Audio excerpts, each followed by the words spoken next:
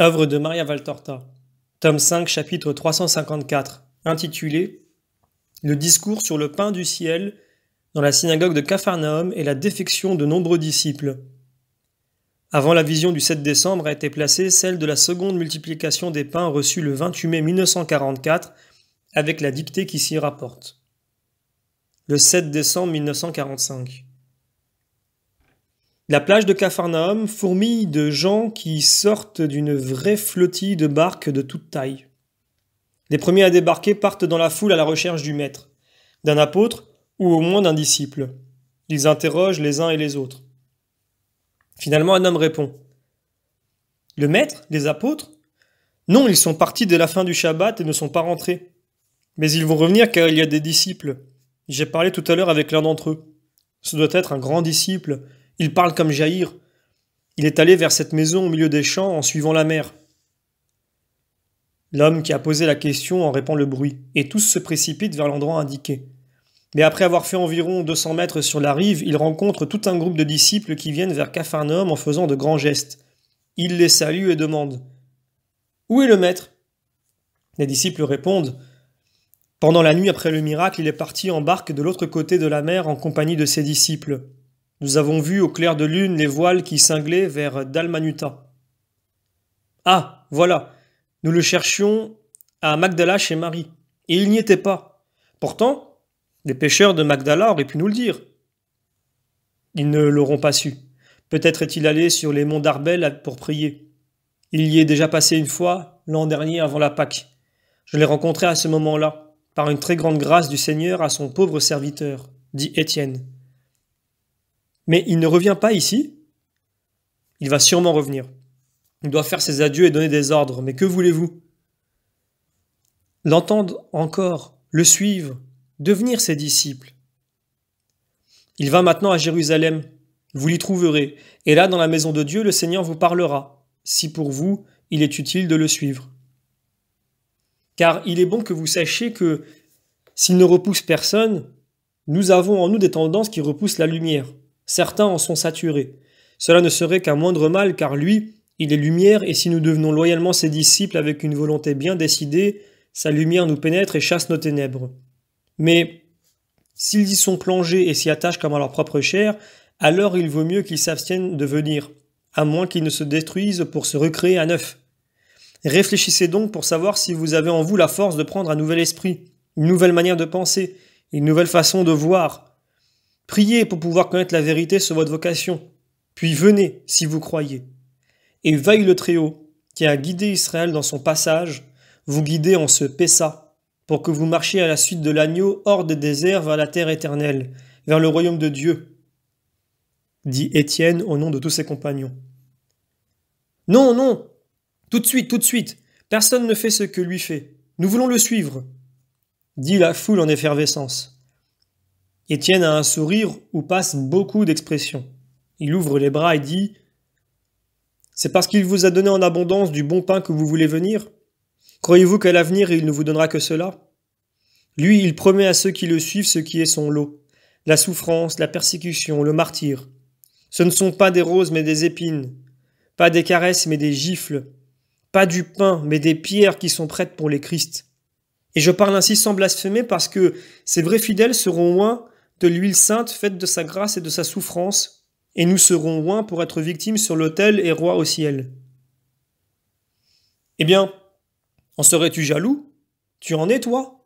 Nous voulons en être, nous aussi. Il est le maître pour tous. C'est bien.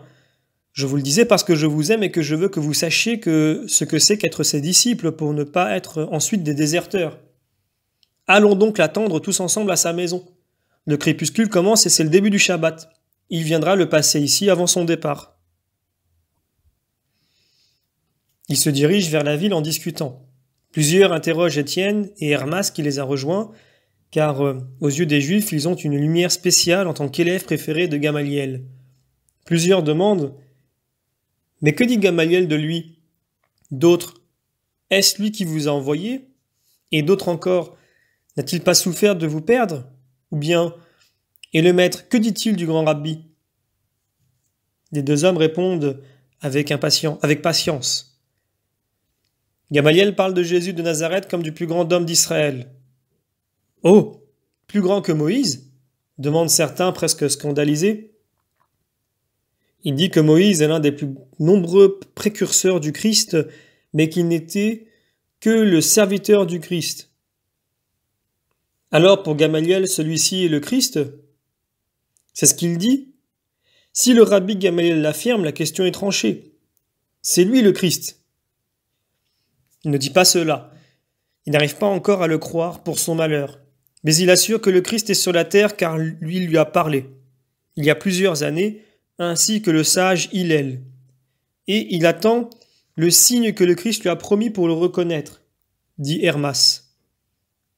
Mais comment a-t-il fait pour croire que cet homme était le Christ? Que faisait-il? Moi je suis âgé, aussi âgé que Gamaliel, mais je n'ai jamais entendu dire que ce que le maître fait, l'ait déjà été chez nous. S'il n'est pas persuadé par ses miracles, qu'est-ce qu'il a donc vu de si surnaturel dans ce Christ pour pouvoir croire en lui? Il l'a vu loin par la sagesse de Dieu. C'est ce qu'il affirme, répond encore Hermas. Et alors, qui est cet homme-ci pour Gamaliel? Le plus grand homme, maître et précurseur d'Israël. S'il pouvait dire c'est le Christ, l'âme sage et juste de mon premier maître serait sauvée, dit Étienne. Et il achève. Et je prie pour que cela arrive, à tout prix. Et s'il ne croit pas que c'est le Christ, pourquoi vous y a-t-il envoyé? Nous voulions y venir, il nous a laissé faire en disant que c'était bien. Peut-être pour savoir et rapporter au Sanhédrin, insinue quelqu'un. Homme, que dis-tu là? Gamaliel est honnête, il ne sert d'espion à personne et surtout pas aux ennemis d'un innocent. Étienne se fâche et on dirait un archange tant il est indigné, et presque rayonnant dans sa sainte colère. Il aurait été désolé de vous perdre, pourtant, dit un autre. Oui et non. Comme homme qui nous aimait bien, oui. Comme âme très droite, non, parce qu'il a dit « Il est plus grand et plus jeune que moi. Je puis donc fermer les yeux, rassuré sur votre avenir, en sachant que vous appartenez au maître des maîtres. » Et Jésus de Nazareth, que dit-il du grand rabbi? Oh, il n'y a que 2 paroles élevées pour lui. Il n'en est pas jaloux? Dieu ne jalouse pas, rétorque sévèrement Hermas.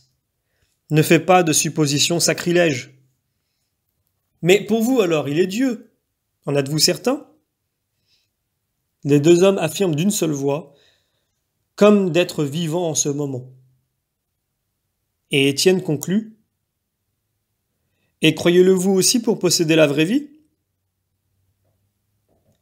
Les voilà de nouveau sur la plage devenue un lieu de réunion. Et ils la traversent pour aller à la maison. Sur le seuil se trouve Jésus, qui caresse des enfants. Des disciples se groupent avec des curieux et ils demandent « Maître, quand es-tu arrivé ?» Il y a quelques instants. Le visage de Jésus a encore la majesté solennelle, un peu extatique qu'il prend après une prière prolongée. « Tu as été en oraison, maître ?» demande Étienne à voix basse, par respect, comme il s'est incliné pour le même motif. « Oui. À quoi le vois-tu, mon fils ?» demande Jésus en posant la main sur ses cheveux foncés en une douce caresse. « À ton visage d'ange. Je suis un pauvre homme, mais ton aspect est si limpide que j'y lis les palpitations et les actions de ton âme. Le tien aussi est limpide. Tu es l'un de ceux qui restent tout petits. Et qu'y a-t-il sur mon visage, Seigneur? Viens à part et je te le dirai. » Il le saisit par la poignée et l'entraîne dans un couloir obscur.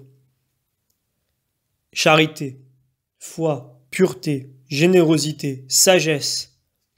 Or tout cela, c'est Dieu qui te l'a donné. Tu l'as cultivé et tu l'approfondiras. Enfin, d'après ton nom, tu as la couronne d'or pur et avec un grand joyau qui resplendit sur ton front. Sur l'or et les pierres sont gravés 2 mots. Prédestination et prémisse. Sois digne de ton sort, Étienne. Va en paix avec ma bénédiction. Et il pose de nouveau la main sur ses cheveux tandis qu'Étienne s'agenouille pour ensuite se prosterner et lui baiser les pieds. Ils reviennent vers les autres. Ces gens sont venus pour t'entendre, dit Philippe. On ne peut pas parler ici. Allons à la synagogue. Jaïr en sera heureux. Jésus en tête, suivi par le cortège des autres, se rend donc à la belle synagogue de Capharnaüm, saluée par Jaïr. Il y entre et ordonne que toutes les portes restent ouvertes pour que ceux qui n'arrivent pas à pénétrer puissent l'entendre de la rue et de la place voisine. Jésus va à sa place dans cette synagogue amie. Cette fois, heureusement, les pharisiens sont absents. Peut-être sont-ils déjà partis en grande pompe pour Jérusalem. Et il commence à parler. En vérité, je vous dis, vous me cherchez non pas pour m'entendre, ni pour les miracles que vous avez vus, mais pour ce pain que je vous ai donné à manger à satiété et sans frais. Les 3/4 d'entre vous me cherchaient pour cette raison et par curiosité, venant de toutes parts de notre patrie. Il marque donc à votre recherche l'esprit surnaturel. Et l'esprit humain reste dominant avec ses curiosités malsaines ou pour le moins ses imperfections infantiles. Une curiosité non pas simple comme celle des petits enfants, mais diminuée comme l'intelligence d'un esprit obtus. Et à la curiosité s'allie la sensualité et un sentiment vicié. La sensualité, subtile comme le démon dont elle est la fille, se cache derrière des apparences et des actes qui semblent bons. Le sentiment vicié, simple déviation morbide du sentiment, ressent comme tout ce qui est maladie, le besoin et le désir des drogues et non de la simple nourriture. Le bon pain, l'eau limpide, l'huile pure, le lait frais, suffisant pour vivre et bien vivre. Le sentiment vicié veut des sensations extraordinaires pour être remué et éprouver le frisson du plaisir, ce frisson maladif des paralysés qui ont besoin de se droguer pour goûter l'illusion d'être intègre et viril. La sensualité veut satisfaire sans fatigue sa gourmandise, dans ce cas, avec du pain qui n'a pas coûté de sueur puisque Dieu l'a donné par bonté. Les dons de Dieu ne sont pas l'ordinaire, ils sont l'exceptionnel. On ne peut y prétendre ni se livrer à la paresse en disant « Dieu me les donnera ». Il est écrit « Tu mangeras ton pain baigné par la sueur de ton front, c'est-à-dire le pain gagné par le travail. » Si celui qui est miséricorde a dit « J'ai pitié de ces foules qui me suivent depuis 3 jours, n'ont plus rien à manger et pourraient défaillir en route avant d'avoir atteint Hippos sur le lac, ou Gamla ou d'autres villes. Et s'il a pourvu à leurs besoins, cela ne signifie pas pour autant qu'on doive le suivre pour cette raison. C'est pour bien davantage qu'un peu de pain, destiné à devenir ordure après la digestion, que l'on doit me suivre. Ce n'est pas pour la nourriture qui remplit le ventre, mais pour celle qui nourrit l'âme. Car vous n'êtes pas seulement des animaux occupés à brouter, ruminer ou fouiller avec leurs groins et s'engraisser, mais vous êtes des âmes. C'est cela que vous êtes. La chair, c'est le vêtement. L'être, c'est l'âme, et elle seule est immortelle. La chair, comme tout vêtement, s'use et finit en poussière. Elle ne mérite pas qu'on s'en occupe comme si c'était une perfection à laquelle il faut accorder tous ses soins. Cherchez donc ce qu'il est juste de se procurer, non ce qui est superflu. Cherchez à vous procurer non la nourriture périssable, mais celle qui dure pour la vie éternelle. Celle-là, le Fils de l'homme vous la donnera toujours quand vous la voudrez, car le Fils de l'homme dispose de tout ce qui vient de Dieu, et il peut vous le donner, car il est maître. Et le maître magnanime, des trésors du Père, qui a imprimé sur lui son sceau pour que les yeux honnêtes ne soient pas confondus. Et si vous avez en vous la nourriture éternelle, vous pourrez accomplir les œuvres de Dieu, puisque vous serez nourris de Dieu lui-même. Que devons-nous faire pour accomplir les œuvres de Dieu ? Nous observons la loi et les prophètes. Nous sommes donc déjà nourris de Dieu et nous accomplissons les œuvres de Dieu. C'est vrai, vous observez la loi, ou plutôt vous connaissez la loi, mais connaître n'est pas pratiquer. Nous connaissons par exemple les lois de Rome et pourtant, un juif fidèle ne les pratique pas autrement que dans les formules qui lui sont imposées par sa condition de sujet. Pour le reste, nous ne pratiquons pas. Je parle des juifs fidèles, les usages païens des Romains, bien que nous les connaissions. La loi et les prophètes que vous tous connaissez devraient en effet vous nourrir de Dieu et vous donner par conséquent la capacité d'accomplir les œuvres de Dieu. Mais pour cela, ils devraient ne faire qu'un avec vous, comme l'air que vous respirez et la nourriture que vous assimilez, qui se changent tous deux en vie et en sang. Au contraire, ils restent étrangers tout en étant dans votre maison, comme peut l'être un objet que vous appréciez et utilisez souvent, mais qu'il ne vous ôterait pas la vie s'il venait à manquer. Alors que, essayez un peu de ne pas respirer pendant quelques minutes. Essayez de rester sans nourriture pendant des jours et vous verrez que vous ne pouvez pas vivre. C'est ce que devrait ressentir votre moi à cause de sa dénutrition et de son asphyxie de la loi et des prophètes, puisque vous les connaissez, mais ne les assimilez pas, et qu'ils ne font pas qu'un avec vous. C'est cela que je suis venu enseigner et donner. Le sucre, l'air de la loi et des prophètes, pour rendre sang et respiration à vos âmes qui meurent de faim et d'asphyxie.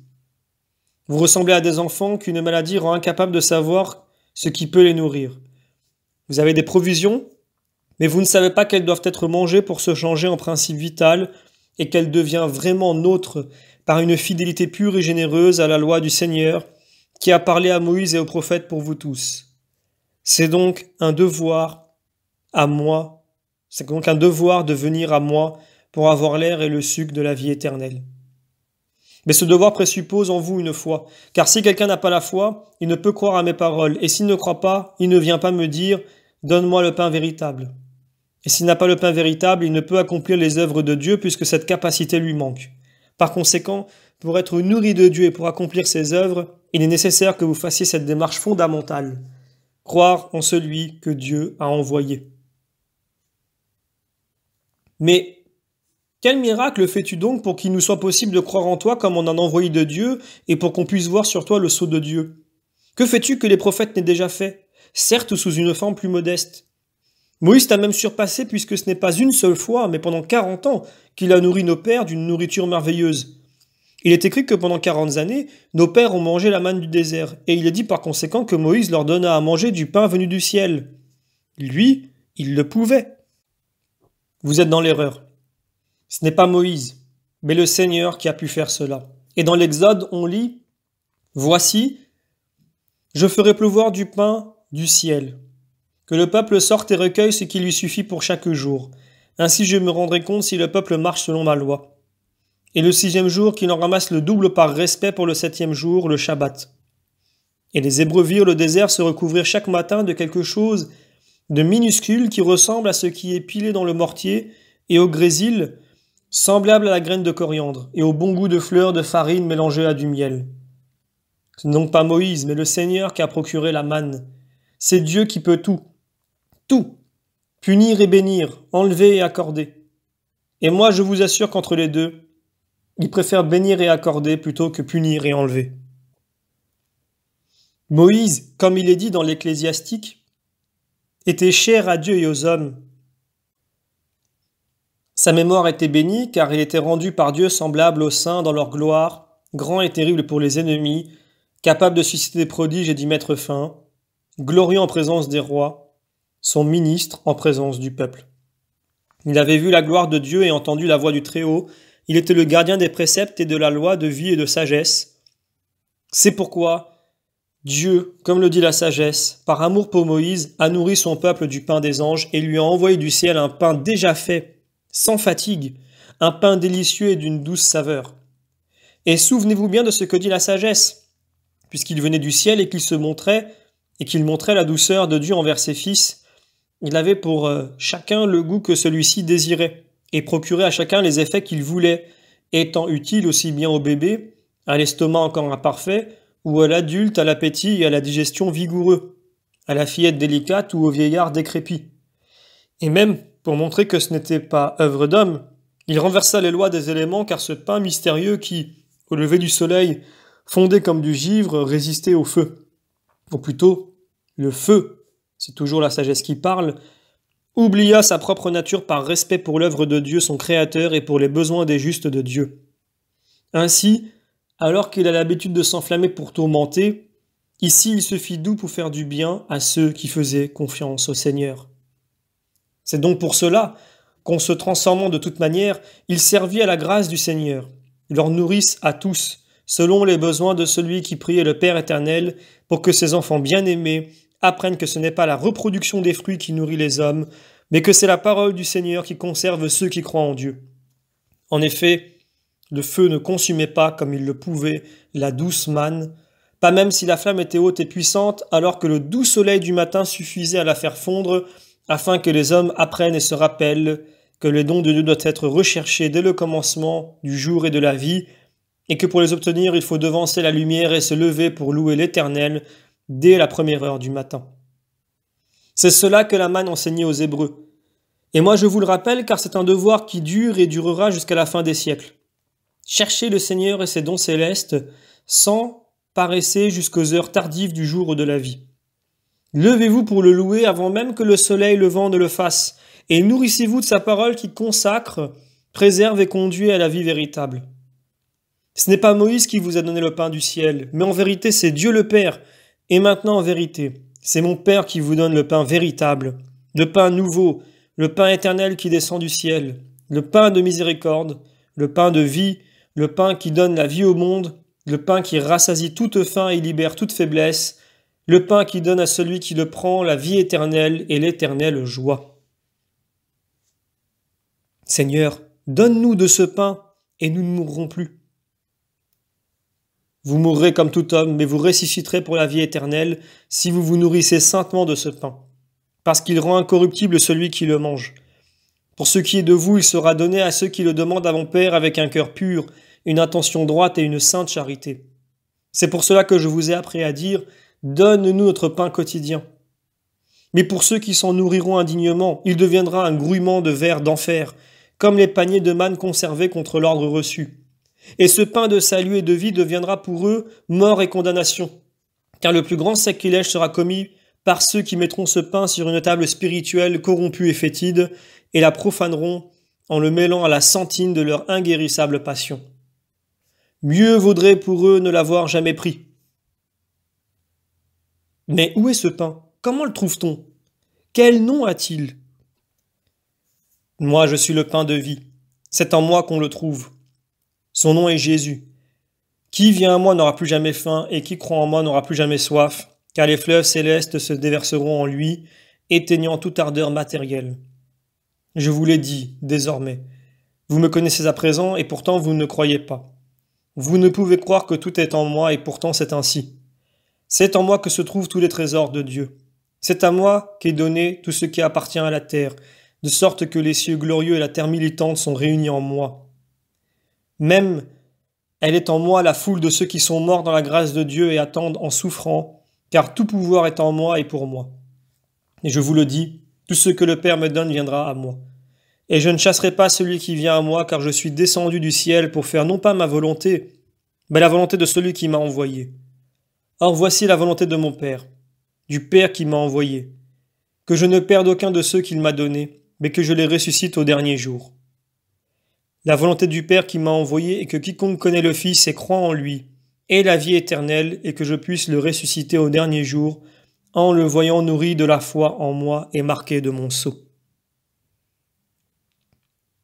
Ce discours nouveau et hardi du Maître suscite tout un bourdonnement dans la synagogue et au dehors. Et lui, après avoir repris haleine un instant, tourne ses yeux étincelants de ravissement là où l'on murmure davantage.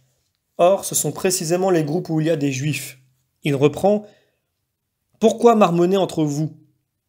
Oui, je suis le fils de Marie de Nazareth, fille de Joachim de la race de David, vierge consacrée au temple, puis épouse par Joseph, fils de Jacob de la race de David. Beaucoup d'entre vous ont connu les justes qui donnèrent la vie à Joseph, menuisier de race royale, et à Marie, vierge héritière de souche royale. Cela vous fait dire, comment celui-ci peut-il se dire descendu du ciel? Et le doute naît en vous. Je vous rappelle ce qu'annoncent les prophètes sur l'incarnation du Verbe, et je vous rappelle comment, plus que pour nous Israélites que pour tout autre peuple, nous croyons que celui que nous n'osons pas nommer ne peut pas se donner une chair selon les lois humaines, qui plus est selon les lois d'une humanité déchue. Si le très pur, l'incréé, s'est humilié jusqu'à se faire homme par amour pour l'homme, il ne pouvait choisir qu'un sein de vierge plus pur que les lys pour revêtir de chair sa divinité. Le pain descendu du ciel au temps de Moïse a été placé dans l'arche d'or, recouverte du propitiatoire, veillée par les chérubins, derrière les voiles du tabernacle. Et avec le pain était la parole de Dieu, et il était juste qu'il en fût ainsi, parce que les dons de Dieu et les tables de sa très sainte parole doivent être traités avec le plus grand respect. Mais alors, Qu'est-ce que Dieu aura préparé pour sa propre parole et pour le pain véritable descendu du ciel? Une arche plus inviolée et plus précieuse que l'arche d'or, couverte de précieux propitiatoires de sa pure volonté d'immolation, veillée par les chérubins de Dieu, voilée d'une candeur virginale, d'une parfaite humilité, d'une sublime charité et de toutes les vertus les plus saintes. Alors, ne comprenez-vous pas encore que ma paternité est au ciel, et donc que c'est de là que je viens? Oui, je suis descendu du ciel pour accomplir le décret de mon Père, le décret de salut des hommes selon ce qui a été promis au moment même de la condamnation et répété aux patriarches et aux prophètes. Mais cela, c'est la foi. Or, la foi est donnée par Dieu à ceux qui ont une âme de bonne volonté. Aussi, personne ne peut venir à moi s'il n'est pas conduit à moi par mon Père, qui le voit dans les ténèbres, mais avec un vrai désir de la lumière. Il est écrit dans les prophètes, « Ils seront tous instruits par Dieu. » Voilà, c'est dit. C'est Dieu qui leur apprend où ils doivent aller pour être instruits par Dieu. Donc tout homme qui, au fond de son âme droite, a entendu Dieu parler, a appris de mon Père à venir vers moi. Et qui veux-tu qui ait entendu Dieu ou vu sa face? Demandent plusieurs qui commencent à montrer des signes d'irritation et de scandale, et ils finissent par dire « Tu délires ou tu es un illuminé ?» Personne n'a vu Dieu, excepté celui qui est de Dieu. Celui-là a vu le Père, et c'est moi. Et maintenant, écoutez le credo de la vie future sans lequel on ne peut se sauver. En vérité, je vous dis que celui qui croit en moi a la vie éternelle. En vérité, je vous dis que je suis le pain de la vie éternelle. Dans le désert, vos pères ont mangé la manne et ils sont morts, car la manne était une nourriture sainte mais temporelle, et elle donnait la vie pour autant qu'il était nécessaire d'arriver à la terre promise par Dieu à son peuple. Mais la manne que je suis n'aura pas de limite de temps ni de puissance. Non seulement elle est céleste, mais elle est divine, et elle produit ce qui est divin, l'incorruptibilité, l'immortalité de ce que Dieu a créé à son image et à sa ressemblance.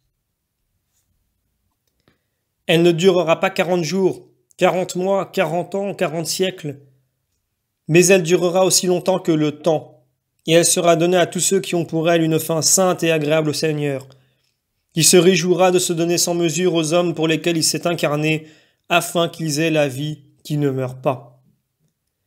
Moi, je peux me transsubstantier par amour pour les hommes, de sorte que le pain devienne chair et que la chair devienne pain. Pour la faim spirituelle des hommes qui, sans cette nourriture, mourraient de faim et de maladie spirituelle. Mais si quelqu'un mange de ce pain avec justice, il vivra éternellement. Le pain que je donnerai, ce sera ma chair immolée pour la vie du monde.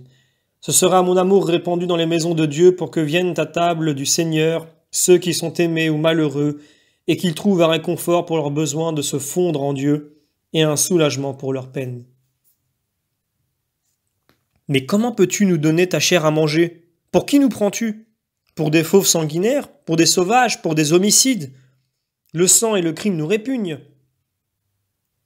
En vérité, je vous dis que bien des fois l'homme est pire qu'un fauve et que le péché rend plus que sauvage, que l'orgueil donne une soif homicide et que ce n'est pas à tous ceux qui sont ici présents que répugneront le sang et le crime. À l'avenir aussi, l'homme restera le même parce que Satan, la sensualité et l'orgueil en font une bête féroce. Et c'est pour satisfaire un besoin plus grand que jamais que vous devez et que l'homme devra se guérir lui-même des germes terribles par l'infusion du sang.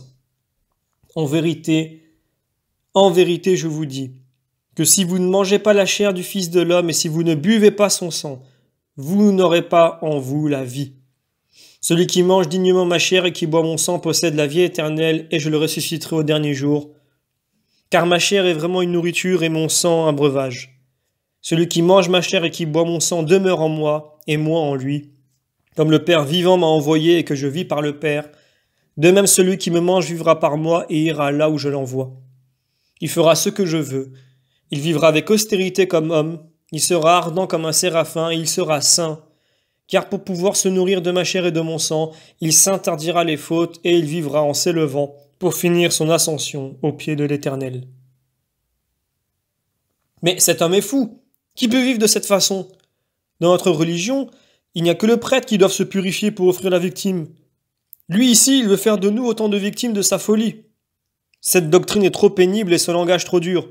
Qui peut l'écouter et le pratiquer » Murmure-t-on dans l'assistance, dont plusieurs sont des disciples réputés tels.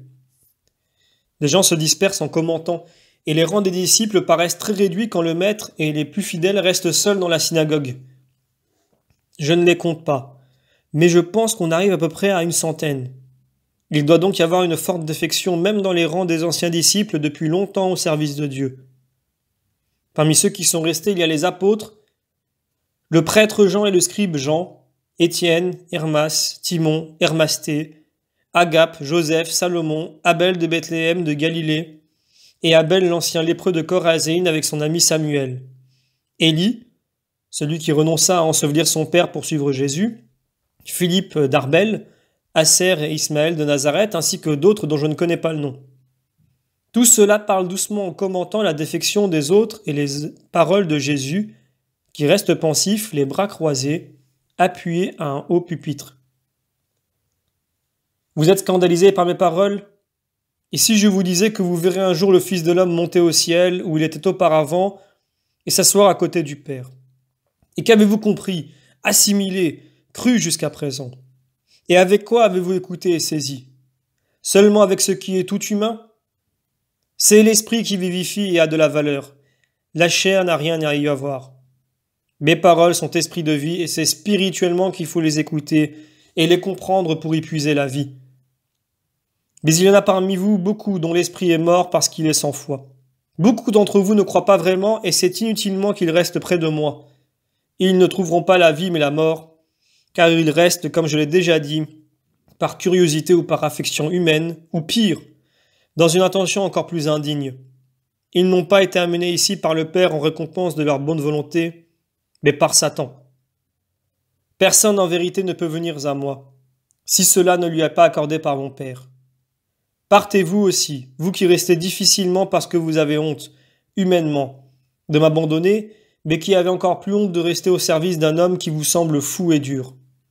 Partez, il vaut mieux que vous soyez loin pour nuire. Plusieurs autres disciples se retirent alors, parmi lesquels le scribe Jean et Marc, le Guérasénien, possédé, guéri par Jésus, qui envoya les démons dans les porcs.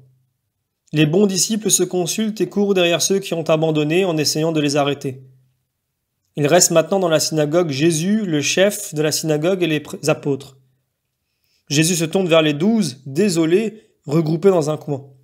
« Voulez-vous vous en aller, vous aussi ?» Il dit cela sans amertume, sans tristesse, mais avec beaucoup de sérieux. Dans un élan douloureux, Pierre lui dit « Seigneur, où veux-tu que nous allions ? Vers qui ? Tu es notre vie et notre amour. Toi seul as les paroles de la vie éternelle. Nous savons que tu es le Christ, le Fils de Dieu. Si tu veux, chasse-nous. Mais pour notre part, nous ne te quitterons pas. Pas même si tu ne nous aimais plus. » Pierre pleure sans bruit avec de grosses larmes. André aussi. Jean et les 2 fils d'Alphée pleurent ouvertement. Les autres, pâles ou rouges par suite de l'émotion, ne pleurent pas, mais souffrent visiblement.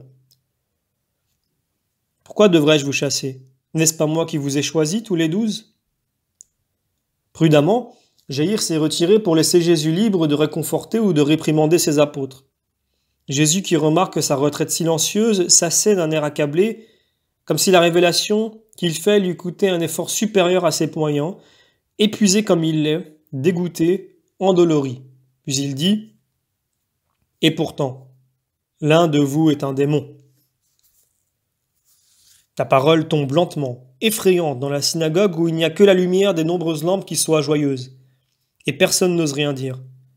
Mais ils se regardent les uns les autres avec un frisson de peur en se posant une question angoissée, et par une réponse encore plus angoissée et intime, chacun s'examine lui-même. Personne ne bouge pendant un moment. Jésus reste seul sur son siège, les mains croisées sur les genoux, la tête basse. Il la relève enfin et dit « Venez, je ne suis tout de même pas un lépreux. Ou bien me croyez-vous tel ?» Alors Jean s'avance rapidement et lui passe les bras autour du cou en disant « Dans ce cas, j'ai la lèpre avec toi, mon seul amour. Avec toi dans la condamnation, avec toi dans la mort, si tu crois que c'est cela qui t'attend. » Et Pierre rampe à ses pieds. Il les lui prend et les pose sur ses épaules en sanglotant « Presse-moi, foule-moi aux pieds, mais ne me laisse pas penser que tu te méfies de ton Simon. » Voyant que Jésus caresse les deux premiers, les autres s'avancent et lui donnent des baisers sur ses vêtements, sur ses mains, sur ses cheveux. Seul Judas ose lui embrasser le visage.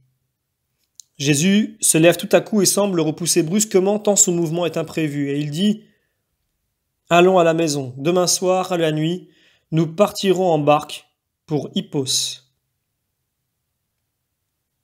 Fin du chapitre.